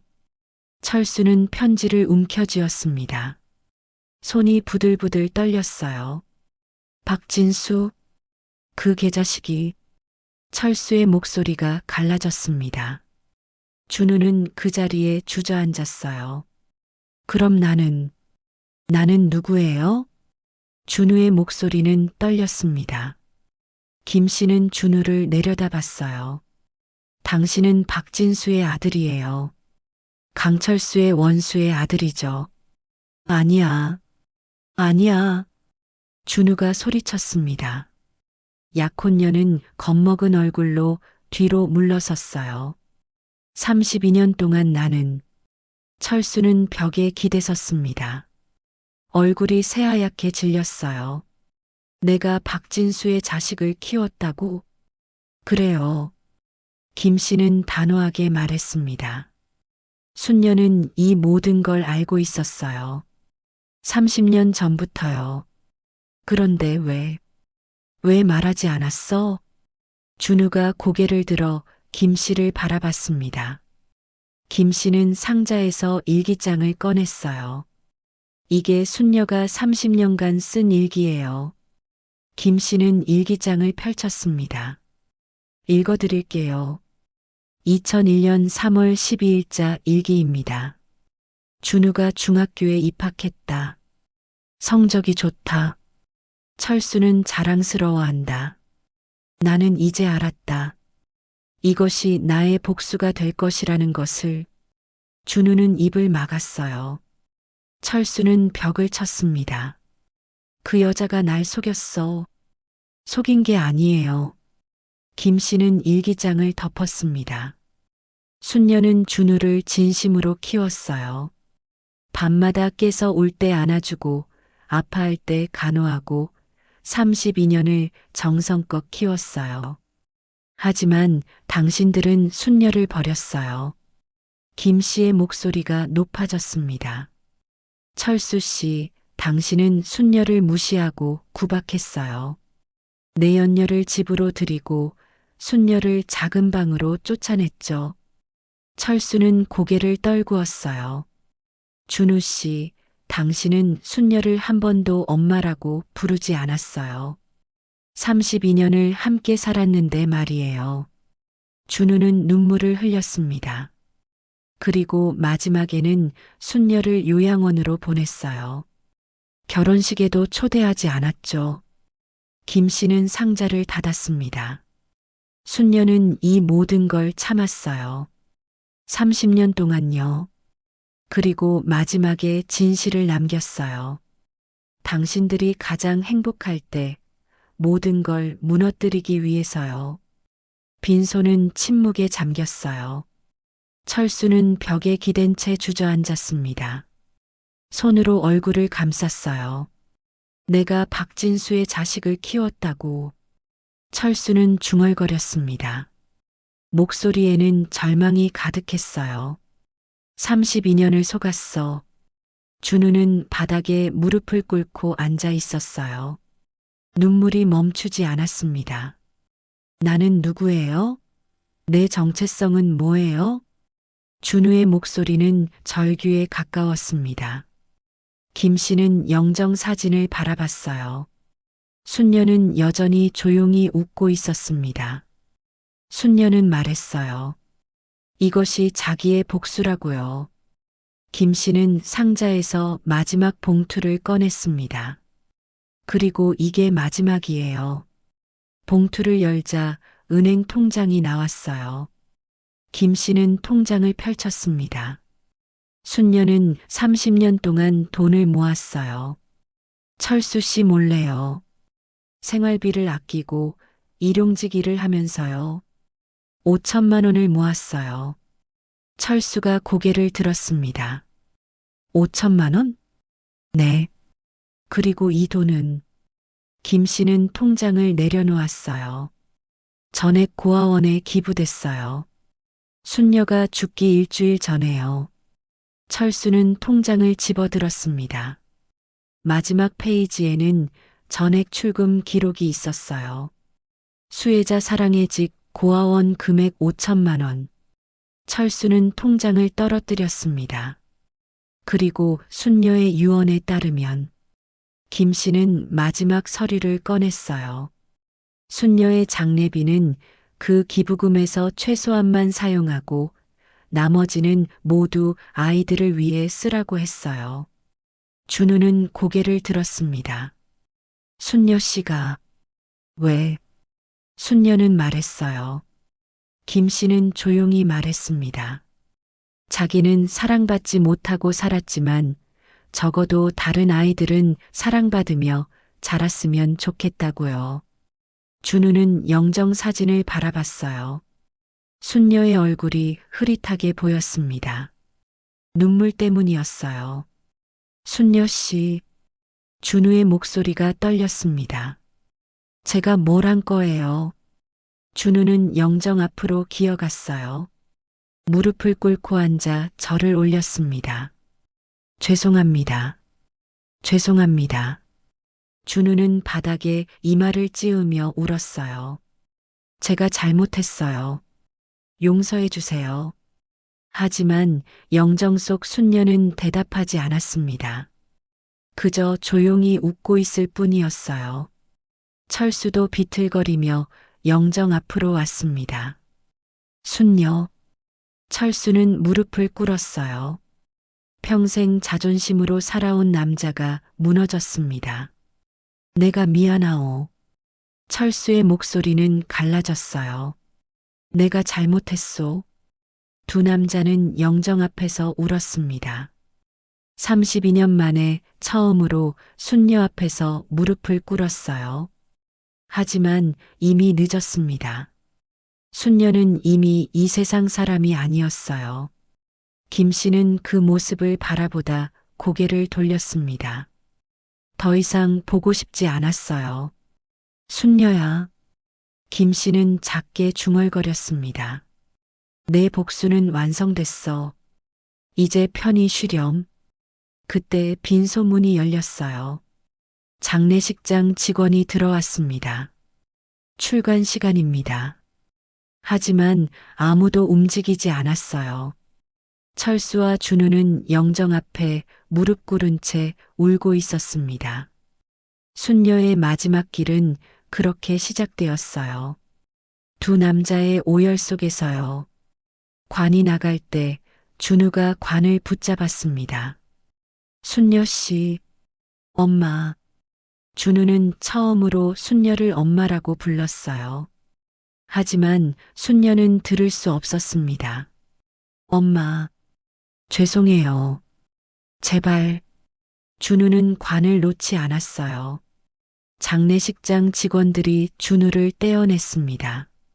손님, 보내드려야 합니다. 안 돼. 안 돼요. 준우는 바닥에 주저앉아 울었어요. 관은 천천히 영구차로 옮겨졌습니다. 화장터로 가는 길이었어요. 영구차가 출발했습니다. 철수와 준우는 그 뒤를 따라 차를 탔어요. 차 안은 조용했습니다. 아무도 말하지 않았어요. 준우는 창밖을 바라봤어요. 하늘은 여전히 흐렸습니다. 나는 누구지? 준우는 생각했습니다. 32년을 강준우로 살았는데 나는 박준우였던 거야? 준우는 자신의 손을 내려다봤어요. 이 손으로 순녀를 밀쳐냈던 기억이 떠올랐습니다. 순녀 씨, 손 떼세요. 그때 했던 말이 가슴을 찔렀어요. 철수는 핸들을 꽉 잡고 있었습니다. 눈은 충혈되어 있었어요. 박진수, 그 계자식? 철수는 이를 악물었습니다. 나를 이렇게 만들려고 자기 아들까지 이용했어. 하지만 곧 깨달았어요. 아니야. 순녀가 이걸 완성시킨 거야. 철수는 손으로 얼굴을 감쌌습니다. 내가 순녀한테 뭘 한 거야? 화장터에 도착했습니다. 관이 화장로 안으로 들어갔어요. 문이 닫혔습니다. 준우와 철수는 유리창 너머로 그것을 지켜봤어요. 불길이 타올랐습니다. 순녀의 마지막이었어요. 30분쯤 지났을까요? 화장이 끝났습니다. 직원이 유골함을 가져왔어요. 유골을 수습하셨습니다. 준우는 유골함을 받아들었어요. 작고 차가운 함이었습니다. 이게 순녀 씨의 전부구나. 준우는 유골함을 가슴에 안았습니다. 눈물이 또 흘러내렸어요. 엄마, 미안해요. 준우의 목소리는 떨렸습니다. 밖으로 나왔어요. 납골당으로 가는 길이었습니다. 가장 작고 저렴한 칸이었어요. 준우가 그렇게 정했습니다. 하지만 이제는 후회했어요. 왜 이렇게 했을까? 준우는 유골함을 칸에 넣었습니다. 문을 닫았어요. 박순녀. 작은 명패만이 순녀의 존재를 증명하고 있었습니다. 준우는 그 앞에 오래 서 있었어요. 철수도 옆에 섰습니다. 두 남자는 말없이 순녀의 이름을 바라봤어요. 김 씨가 다가왔습니다. 이제 가세요. 순녀도 원하지 않을 거예요. 김 씨 할머니. 준우가 돌아봤습니다. 제가 어떻게 해야 해요? 김 씨는 고개를 저었어요. 모르겠어요. 순녀에게 물어봐야죠. 하지만 순녀는 이미 없어요. 김 씨는 돌아서서 걸어갔습니다. 준우와 철수는 그 자리에 남았어요. 한참을 서 있다가 천천히 발걸음을 옮겼습니다. 납골당을 나설 때 준우는 뒤를 돌아봤어요. 작은 명패가 보였습니다. 박순녀. 그 이름이 준우의 가슴에 새겨졌어요. 평생 지울 수 없는 죄책감과 함께요. 하늘에서 눈이 다시 내리기 시작했습니다. 하얀 눈이 조용히 끝없이 내렸어요. 마치 순녀의 마지막 인사 같았습니다. 7부, 그 후 순녀가 떠난 지 한 달이 지났습니다. 준우는 매주 납골당을 찾았어요. 순녀의 명패 앞에 꽃을 놓고 한참을 서 있다가 돌아가곤 했습니다. 엄마. 준우는 이제 순녀를 엄마라고 불렀어요. 너무 늦었지만요. 오늘도 왔어요. 준우는 명패 앞에 무릎을 꿇고 앉았습니다. 국화꽃을 놓았어요. 회사는 관뒀어요. 박사학위도 의미가 없더라고요. 준우의 목소리는 공허했습니다. 제가 누군지도 모르겠어요. 강준우인지 박준우인지. 준우는 명패를 쓰다듬었어요. 결혼도 파혼됐어요. 약혼녀가 떠났어요. 그 사람 말이 맞아요. 저는 누구인지도 모르는 사람이니까요. 눈물이 떨어졌습니다. 엄마, 제가 진작에 깨달았어야 했는데. 하지만 명패는 대답하지 않았어요. 차가운 침묵만이 있을 뿐이었습니다. 그날 저녁 준우는 원룸으로 돌아왔어요. 텅 빈 방이었습니다. 짐도 제대로 풀지 않은 채 한 달을 보냈어요. 핸드폰이 울렸습니다. 철수였어요. 준우야. 네. 내일 집으로 와라. 할 이야기가 있다. 알겠습니다. 전화가 끊어졌습니다. 준우는 핸드폰을 내려다봤어요. 아버지. 아니지. 강철수 씨. 준우는 생각을 정리할 수 없었습니다. 다음 날 준우는 예전 집을 찾았어요. 32년을 살았던 그 집이었습니다. 대문을 열고 들어섰을 때 묘한 기분이 들었어요. 낯설었습니다. 분명 자신이 자란 집인데 이제는 남의 집 같았어요. 거실에 철수가 앉아 있었어요. 한 달 사이에 철수는 많이 늙어 보였습니다. 머리는 더 하얘졌고 얼굴에는 주름이 깊게 패였어요. 앉아라. 네. 준우는 소파에 앉았습니다. 철수는 한참을 침묵하다 입을 열었어요. 나 유전자 검사를 다시 했다. 준우의 심장이 쿵 내려앉았습니다. 더 정밀한 검사를 했어. 혹시나 해서. 철수는 서류를 꺼냈어요. 최신 유전자 검사 결과였습니다. 역시 똑같더라. 너는 내 아들이 아니야. 철수의 목소리는 떨렸어요. 박진수의 아들이 맞아. 준우는 고개를 숙였습니다. 철수는 계속 말했어요. 나는 32년을 속았어. 박진수의 복수에 완벽하게 당한 거지. 철수는 손으로 얼굴을 감쌌습니다. 너를 사랑했어.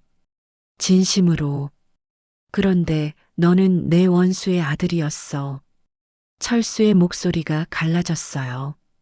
박진수는 죽으면서까지 나를 망가뜨린 거야.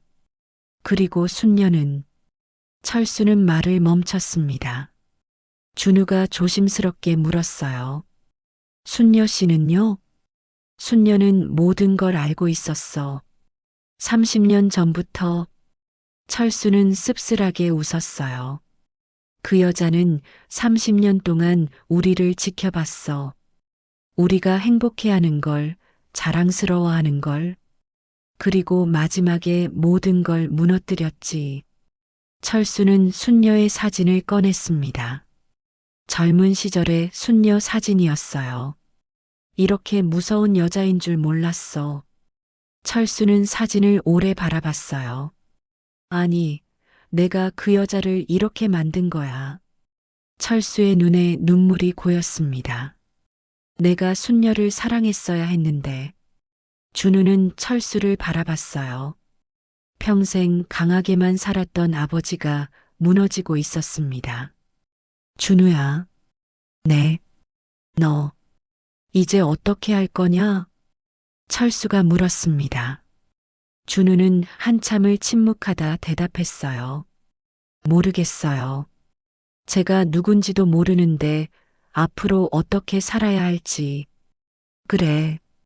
철수는 고개를 끄덕였어요.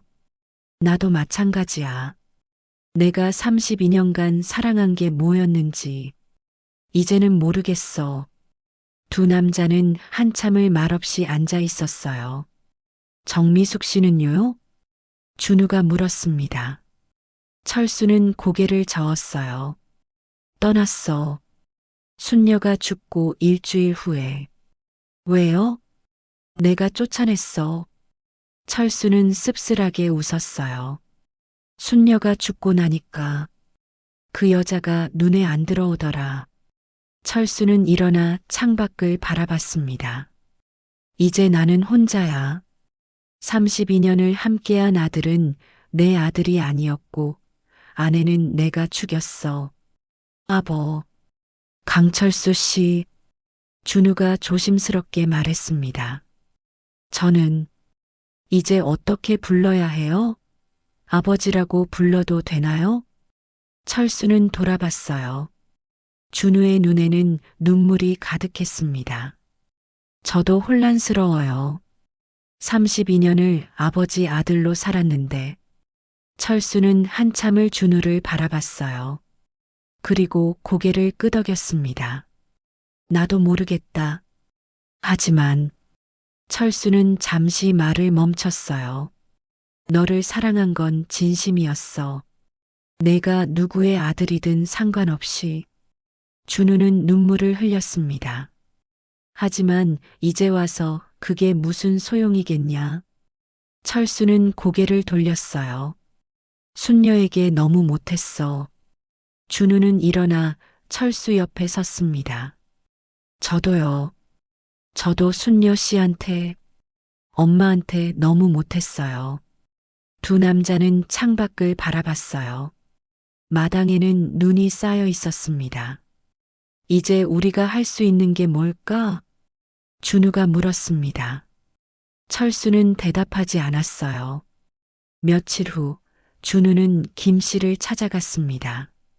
김 씨 할머니, 준우야, 왜 왔니? 김 씨는 차갑게 대했어요. 준우는 무릎을 꿇었습니다. 할머니, 제발 도와주세요. 뭘? 순녀 씨가 엄마가 평생 뭘 하고 싶었는지 알고 싶어요. 준우의 목소리는 간절했습니다. 김 씨는 한참을 준우를 내려다봤어요. 일어나거라. 할머니, 일어나. 앉아서 이야기하자. 김 씨는 준우를 앉혔어요. 그리고 차를 따라줬습니다. 순녀는 평생 하고 싶은 게 딱 하나 있었어.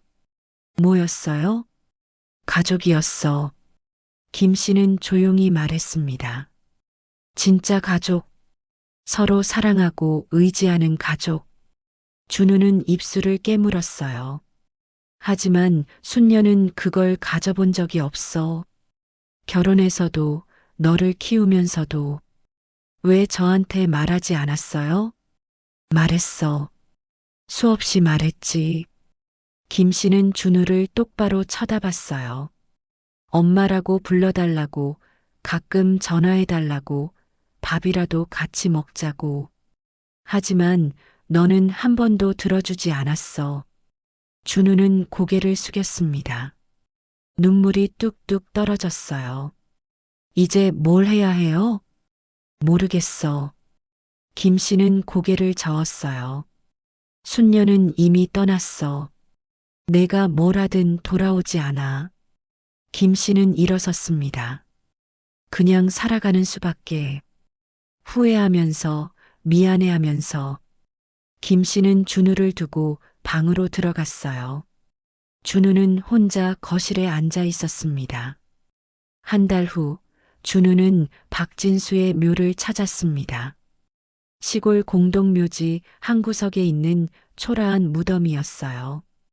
박진수, 비석에는 이름만 새겨져 있었습니다. 준우는 무덤 앞에 섰어요. 저는 당신의 아들입니다. 준우의 목소리는 떨렸어요. 32년 만에 처음 인사드립니다. 준우는 무릎을 꿇고 절을 올렸습니다. 당신의 계획은 성공했어요. 강철수는 완전히 무너졌어요. 하지만 준우는 눈물을 흘렸어요. 그 과정에서 한 사람이 희생됐어요. 박순녀라는 여자가요. 그 사람은 저를 진짜로 사랑해줬어요. 준우는 바닥에 이마를 대고 울었습니다. 당신의 복수 때문에 그 사람이 평생 고통받았어요. 준우는 한참을 울다가 일어났어요. 무덤을 돌아보며 말했습니다. 저는 이제 박준우로 살겠어요. 당신의 아들로서가 아니라 박순녀의 아들로서요.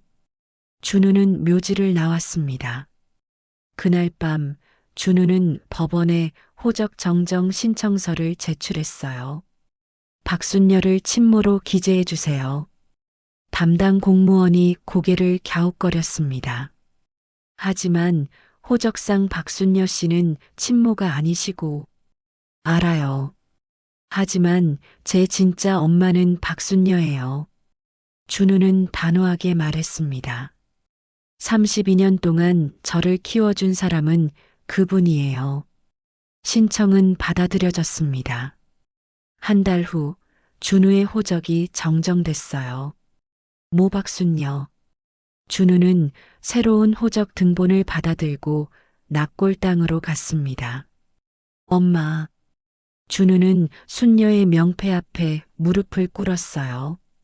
이제 제 호적에 엄마가 진짜 엄마로 나와요. 준우는 호적 등본을 펼쳐 보여줬습니다. 32년 늦었지만 이제라도 엄마 아들이 됐어요. 눈물이 주르륵 흘러내렸어요. 엄마, 미안해요. 정말 미안해요. 준우는 한참을 울다가 호적 등본을 명패 앞에 놓았습니다. 저는 이제 박준우로 살게요. 엄마 아들로서요. 그날 이후 준우는 매주 납골 땅을 찾았어요. 봄이 왔습니다. 납골당 주변에 꽃이 피기 시작했어요. 준우는 순녀가 좋아했던 개나리를 꺾어왔습니다. 엄마, 봄이 왔어요. 준우는 개나리를 명패 앞에 놓았어요. 저 일자리를 구했어요. 작은 회사지만 성실하게 다니고 있어요. 준우는 명패를 쓰다듬었습니다.